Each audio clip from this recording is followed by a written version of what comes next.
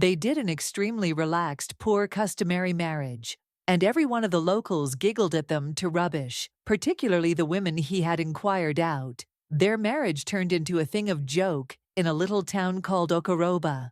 They're carried on with a man named Tamuno. Tamuno was a basic rancher. He planted crops and cleared individuals' homesteads to endure. His family was poor, to such an extent that even the poor in the town called them unfortunate. He was the lone offspring of grandmother also, Granddad AK.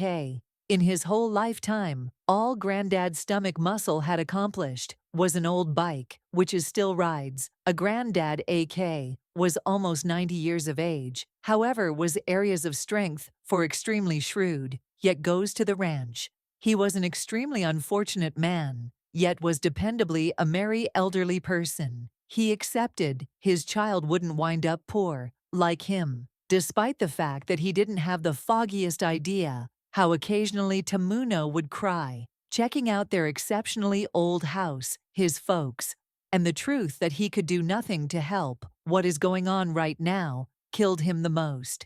He was unable to even further his school, yet halted at high school. However, Granddad would support him furthermore, let him know he would be an extraordinary man. Sometime or another, child, simply do what you're doing. Try not to stain your hands. Let your inner voice be unadulterated and continue to really buckle down one day. It will be your chance to sparkle. These words kept Tamuno going. Each time he wanted to surrender, he recalled his father's words, and he would have a sense of desire to proceed with child. You know, there's trust in a living canine than a dead lion. Gramp would frequently ask him, and he would answer, "Yes, Dad," at 30 years old. Tamuno needed a spouse, yet nobody needed him. Every one of the women in the town giggled at him. Might you at any point even compensation? My splendid cost, despite the fact that you work for an entire year, you could never come close.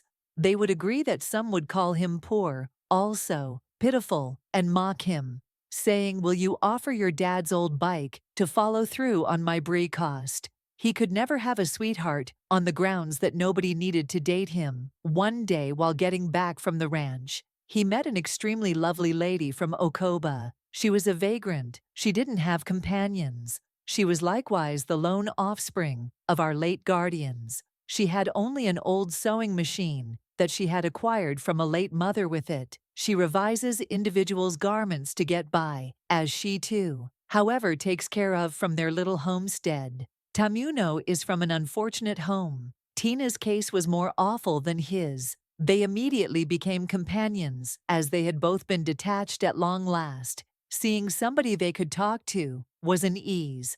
Had immediately asked Tenna to wed him. "I need to see your family members." However, Tenna said, "I don't have any family members that I am aware of. It has continuously been me and my folks.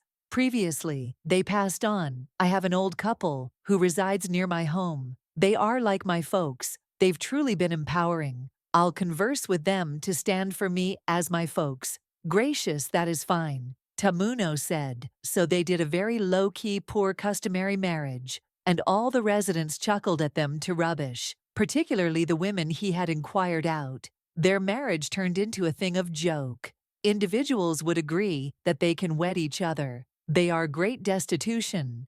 In addition to neediness, rises to protest, destitution.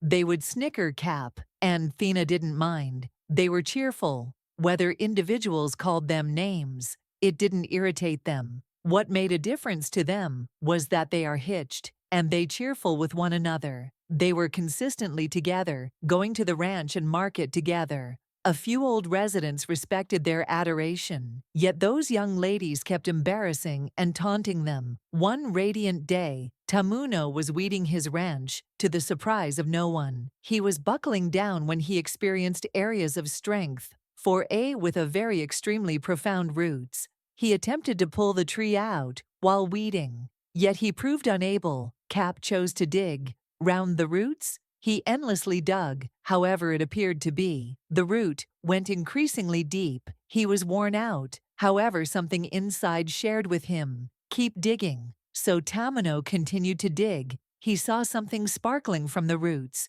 He kept digging and tracked down a major glossy precious stone. He immediately covered it with garments and put it inside his stool sack. Then he taken out the tree and ran home. Taimuno ran directly to his dad. Hat showed the jewel to his dad. His dad's eyes augmented in shock and bliss. "Do you understand what this is?" "Child, it's a precious stone," his dad said. "Yet we should not tell anybody, let it stay inside the walls of this house." "Child, do you have any idea what this implies?" "This is a fortune in the event that we sell it." Hat didn't actually know the what of the precious stone. However, Granddad knew. "Early tomorrow. First thing we going to the city to see my companion, Mr. Tony, who's a goldsmith. He will assist us with checking in the event that it's a genuine precious stone or not. Tony is a decent man, and he won't swindle us that evening." Granddad called Mr. Tony and made sense of everything for him. Furthermore, they organized to meet the following day. Promptly the following morning, Taimuno and his father set out for the city. When Mr. Tony saw the jewel, he shouted, "This is what billions!" They generally shouted in fervor. Mr. Tony said, "I know an extremely rich man who's into trading of unadulterated gold jewels and every conceivable kind of valuable stones. You'll get it that evening." Tamuno also, Granddad AK remained in Mr. Tony's home. They went through the late evening examining and making arrangements. They were extremely energized. The following day, they went to the rich man's house.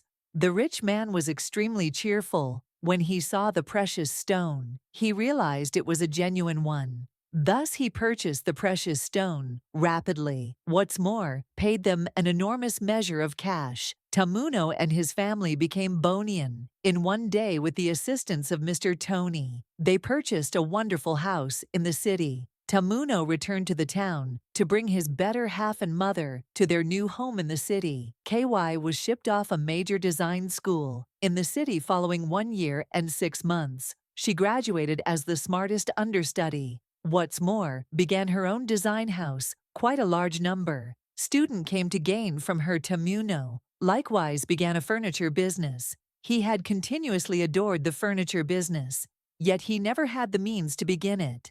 Now he was exceptionally effective at it. One day, Fish's dad told him, "My child, we are old and not used to this city life. We need to return to our town and live in our home. That is where we should be, and that is where we need to be covered. You furthermore, your better half can remain in the city. However, please, when we join our progenitors, don't forsake the town. Visit the house with your kids, don't segregate it." Tamuno answered, "I've heard you, Daddy. However, you're not returning to that old house. Give me 90 days so we can change the house."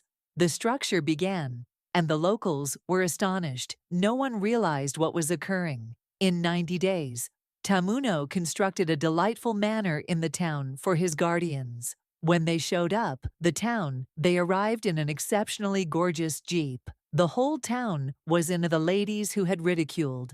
Tamuno yelled in shock and laments, "Chai, it's bad to compose anyone awful." They said, "God can change anyone." Tamuno and his significant other spent 7 days with his folks in the town. Previously getting back to the city, they took great consideration of Granddad and Grandmother, sending them week after week recompense. His folks at absolutely no point ever strolled in the future and lived joyfully. 5 years after the fact, they passed on calmly late in the game, as they had guaranteed. Tamuno and his family visited the town consistently. Particularly during Christmas, they utilized somebody to take care of the house at the town. Thus they carried on with an ethical examples. The lesson of the story is never discount anyone. However long there's life, there's trust. You made no man, so you can't make him. God made the whole universe in 6 days. He doesn't require 10 years to favor a man. He can lift a man up when you least expect. You can rest an unfortunate man today. Furthermore, awaken a rich man tomorrow. That is the sort of God we serve. He is the lifter of men. I genuinely want to believe that you delighted in looking. However much I delighted in making. Remember to like, offer, and remark also. In the event that you've not bought in yet, please buy in and turn on the notice ringer so you'll be informed each time we make another post. Stay tuned for more energizing stories. I'll see you in my next video. Bye.